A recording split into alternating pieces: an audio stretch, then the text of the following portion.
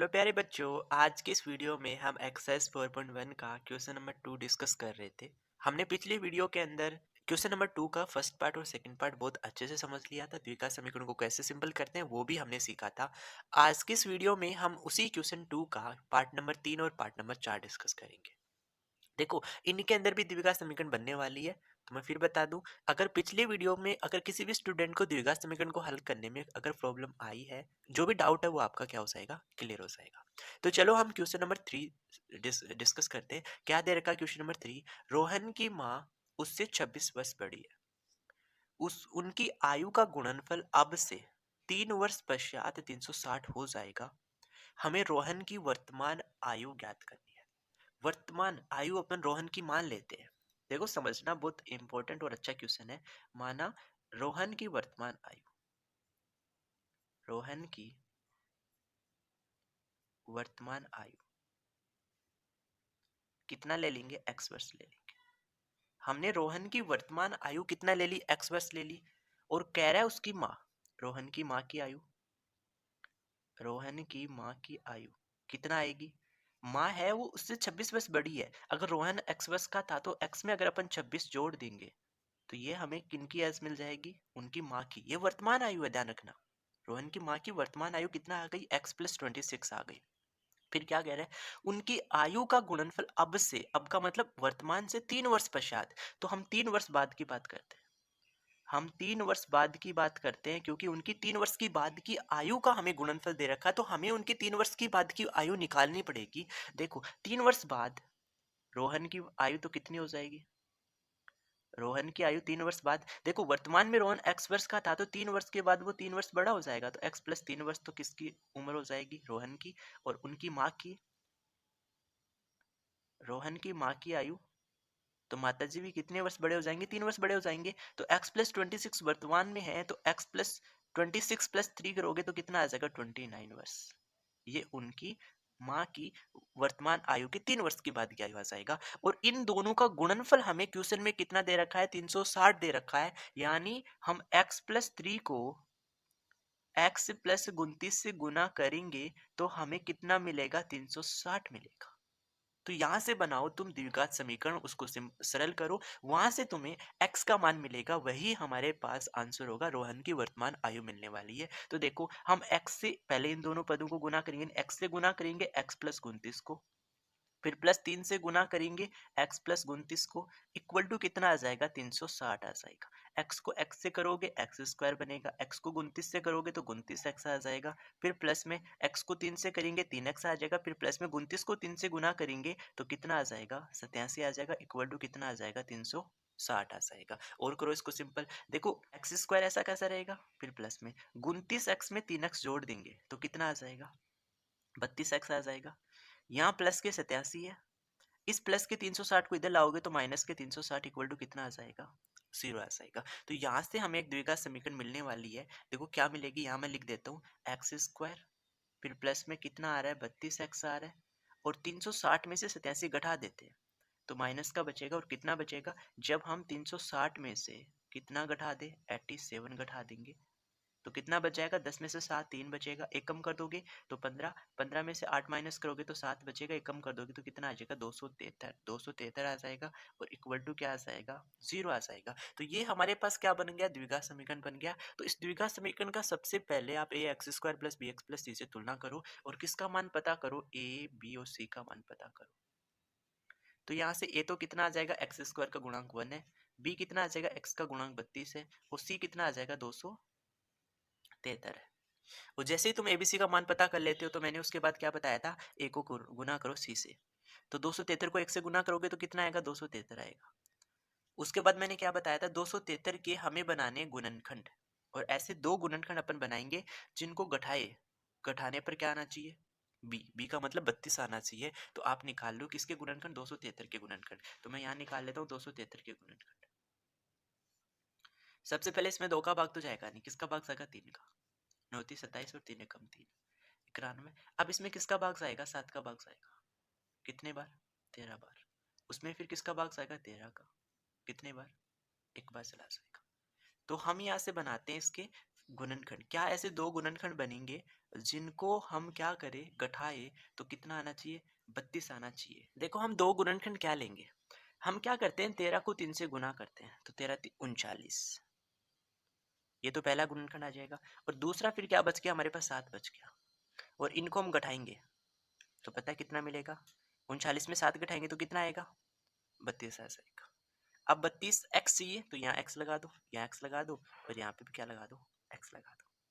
अब जहाँ पे 32 एक्स है क्वेश्चन में, उसकी जगह हम ये टर्म लिख देंगे। तो देखो ध्यान से समझना, एक्स स्क्वायर फिर प्लस में कितना आ जाएगा, 39x आ जाएगा, माइनस में 7x आ जाएगा, और माइनस के 273 ऐसा कैसा इक्वल टू क्या आ जाएगा, 0 आ जाएगा। चार टर्म बने तो फर्स्ट टू टर्म से कुछ कॉमन लो, और सेकंड वाले दो टर्म से जो कुछ कॉमन आ रहा है वो निकाल लो। तो इन दोनों से हमें एक ही चीज कॉमन आ रही है, एक्स, तो एक्स प्लस 39 बच जाएगा। इन दोनों से हम कितना कॉमन ले लेंगे, माइनस, और क्या कॉमन ले लेंगे, 7 कॉमन ले लेंगे।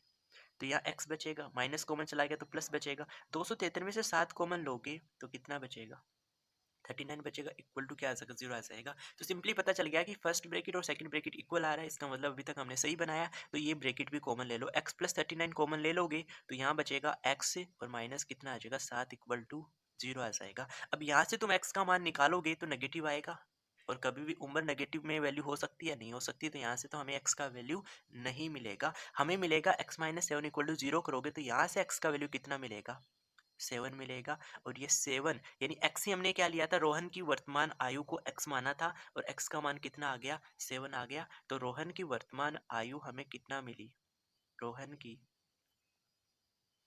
वर्तमान आयु कितने मिली, 7 वर्ष। ये हमारे इस क्वेश्चन का आंसर आ जाएगा। चलो हम इस क्वेश्चन नंबर 2 का एक लास्ट पार्ट नंबर 4 डिस्कस करते हैं।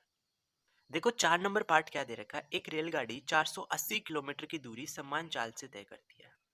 यदि इसकी चाल 8 किलोमीटर प्रति होर कम होती तो वह उसी दूरी को तय करने में 3 घंटे अधिक लेती। तो हमें रेलगाड़ी की चाल ज्ञात करनी है। हमें क्या ज्ञात करनी है, रेलगाड़ी की चाल ज्ञात करनी है। तो इस क्वेश्चन को बनाने से पहले सभी स्टूडेंट को एक फॉर्मूला पता होना चाहिए। चाल इक्वल टू दूरी बटा क्या आता है, दूरी बटा समय आता है। अगर मैं यहाँ से समय निकालूं तो समय इक्वल टू क्या आ जाएगा, दूरी बटा चाल आ जाएगा। अगर हमें समय निकालना तो दूरी बटा कितना आ जाएगा, चाल आ जाएगा। हम इसी फॉर्मूले का यहाँ पे यूज करेंगे। देखो अब समझो हम क्या करते हैं, हमें क्या ज्ञात करनी है, रेलगाड़ी की चाल ज्ञात करनी है। अब हमें चाल दे नहीं रखी, हमें तो दूरी तो दे रखी है। हमें दूरी कितना दे रखी है, 480 किलोमीटर। हमें 480 किलोमीटर दूरी दे रखी है। अब माना माना रेलगाड़ी की चाल इक्वल टू कितना आ जाएगा, x किलोमीटर प्रति होर हमने मान लिया। तो पहले तो वो किस स्पीड से चल रही है, x किलोमीटर प्रति होर की स्पीड से चल रही है। फिर कह रहा है कि हम 8 किलोमीटर प्रति होर चाल को कम कर देते हैं, तो दूसरी चाल हमारे पास कितनी आ जाएगी, x में से अपन 8 कम कर देते हैं तो x माइनस 8 किलोमीटर प्रति होर आ जाएगी दूसरी चाल। तो आपको पता है, सभी स्टूडेंट को पता है कि अगर हम स्पीड को कम करेंगे, यदि हम किसी गाड़ी की स्पीड को कम कर देते हैं तो उसको 480 किलोमीटर की दूरी को तय करने में कितना अधिक समय लगेगा, अधिक समय लगेगा। तो अधिक समय कहाँ लगेगा ये मुझे बताओ। जब हमें देखो समय अधिक हमें कब लगेगा, जब दूरी में चाल का भाग दे रहे हैं। देखो समय कब पता चलेगा, जब दूरी में अपन किसका भाग देंगे, चाल का। तो दूरी तो है 480 किलोमीटर और भाग दो। देखो समय ज्यादा लगेगा जब स्पीड कितना होगा, x माइनस 8 होगा, यहाँ समय ज्यादा लगेगा। और जब 480 को हम किससे तय कर रहे थे, x किलोमीटर की स्पीड से, यहाँ कम समय लगेगा। यानी इनका जो अंतर है वो हमें क्वेश्चन में दे रखा है 3 घंटे। इन्हीं का अंतर हमें कितना दे रखा है, 3 घंटे दे रखा है। तो बस तुम इसको सिंपल बना लो, इसको सिंपल बनाओगे ना तो यहाँ से तुम्हें एक द्विघात समीकरण मिलेगी, और उस द्विघात समीकरण को हम कैसे हल करेंगे वो हम सीखते आ रहे हैं। तो मैं आपको यहाँ से द्विघात समीकरण बना के दे रहा हूँ, उस द्विघात समीकरण को सरल तुम्हें करना है। ओके, तो मैं आपको सरल करके बताता हूँ कि कैसे हम यहाँ द्विघात समीकरण तक पहुँचते हैं। देखो एलसीएम ले लेता हूँ, तो एलसीएम कितना आएगा, एक्स आएगा, और इंटू में कितना आ जाएगा, एक्स माइनस 8 आ जाएगा। अब x माइनस इसमें हम इसका भाग देंगे हर का, तो ये तो कैंसिल हो जाएगा, x बचेगा। तो यहाँ कितना आ जाएगा, 480 को हम किससे गुना करेंगे, x से। फिर माइनस हम इस एलसीएम में इस हर का भाग देंगे x का, तो x से x कट जाएगा, x माइनस 8 बचेगा। तो यहाँ कितना आ जाएगा, 480 और इंटू में क्या आ जाएगा, x माइनस 8 आ जाएगा, इक्वल टू कितना आ जाएगा, 3 आ जाएगा।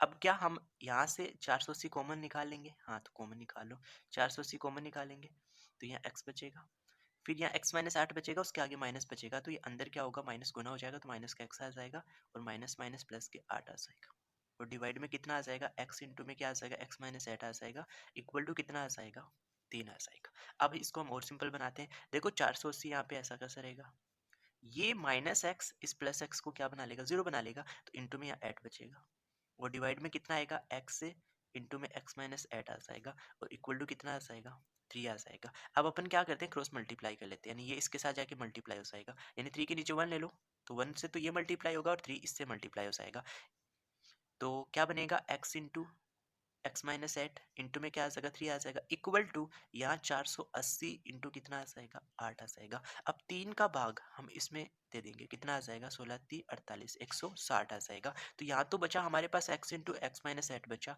इक्वल टू यहाँ इन दोनों को गुना कर लो तो 0 8 6 48 8 4 8 1 8 और 4 कितना आ जाएगा, 1280 आ जाएगा। अब इसको भी आप सिंपल बना लो, तो x को यहाँ गुना करोगे तो एक्स स्क्वायर आएगा, इसको यहाँ गुना करोगे तो माइनस का 8x आ जाएगा, और इसको इधर ले आओगे तो माइनस का कितना आ जाएगा, 1280 इक्वल टू क्या आ जाएगा, 0 आ जाएगा। तो ये बन गई है हमारे पास द्विघात समीकरण। अब आपका काम है कि इस द्विघात समीकरण को क्या कर लेना, सरल कर लेना, और क्या x का मान आएगा, जो x का मान आएगा वही क्या आ जाएगी, रेलगाड़ी की चाल आ जाएगी। तो आप इसको सिंपल करना और मुझे कमेंट करके जरूर बताना, जिससे मुझे पता चल जाएगा कि आपको द्विघात समीकरण समझ में आ गई है, क्योंकि जब आप x का वैल्यू सही निकालोगे तो आप द्विघात समीकरण को हल करना सीख गए हो। ओके, तो आपको ये वीडियो समझ में आया तो आप वीडियो को लाइक करें, और चैनल पे पहली बार विजिट करें तो चैनल को आप जरूर सब्सक्राइब कर लें। Okay, thank you for watching video.